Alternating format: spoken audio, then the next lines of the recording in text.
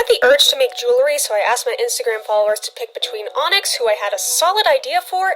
That solid idea fell apart within minutes of starting this project, so I came up with something else on the fly.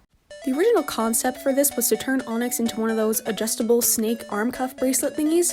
So the first thing I did was measure a little over the circumference of my arm to see how much wire I would need. Then I twisted out that much wire and measured it to make sure it was the exact length, cut it off, and put it to the side for later.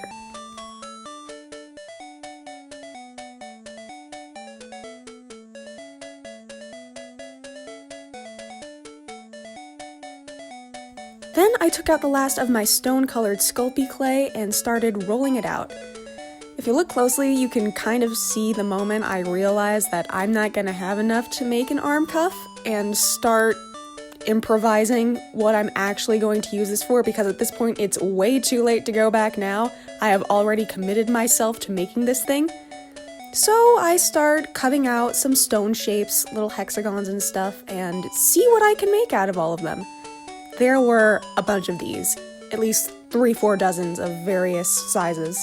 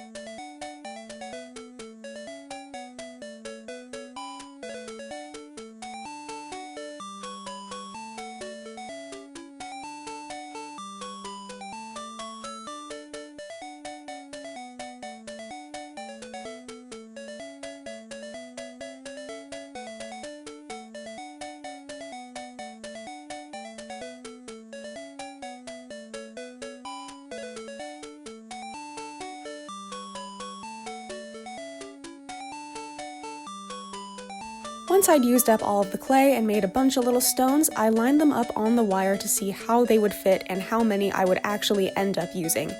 It was not all of them, spoiler alert, but it was a lot of them, definitely more than I expected to be using.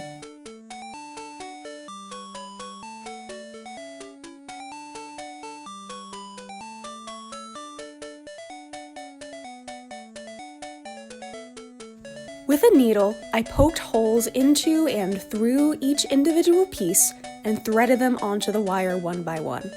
This took a long time, but it was incredibly satisfying. I just put music on, zoned out, and weaved these things through, and I was in the zone for a good half hour, 45 minutes of doing this. Highly recommend if you need something to do with your hands for a while.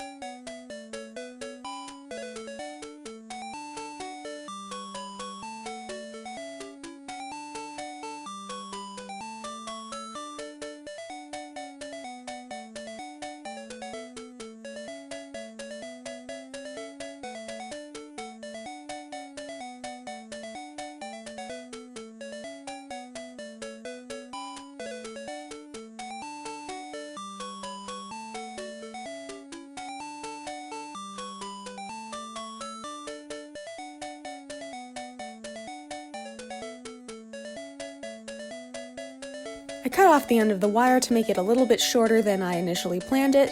Then I went and put it on a tray, popped it in the oven for about 15 minutes, and then I just sat and waited while it baked. There wasn't much else I could do at this point. It kind of got stuck to the tray, as you can see here, so when I took it downstairs again, I very carefully peeled it off and laid it back out on my desk.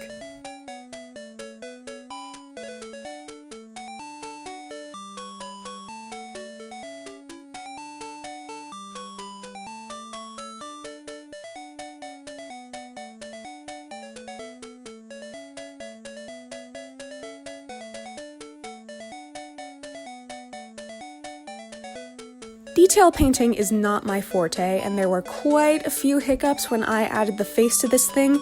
First of all, the eye took at least 3 tries. You can only see the first on camera because I just gave up recording. I had to go back and forth between the reference image and the eye so much to make sure it was the right size. I also was going to add a mouth, but it was too thick of a line, so I rubbed it off with a paper towel, but I realized it created a really neat shadow effect. So I just kept it on, and I dry brushed some black onto the other rocks to create that effect elsewhere.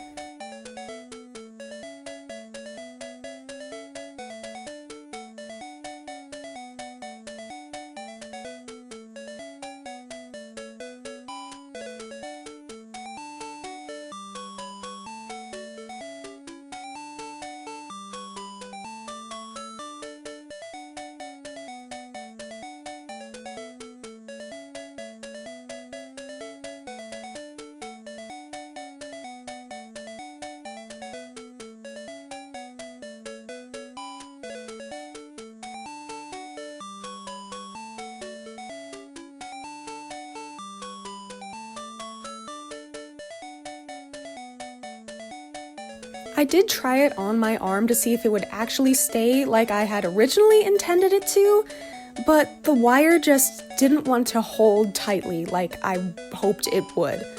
So my very simple solution to this storage problem was to use the little bit of cut-off wire that I had and super glue it onto its head. That way I could just hang it anywhere that I wanted to, and I wouldn't have to worry about it falling or getting broken.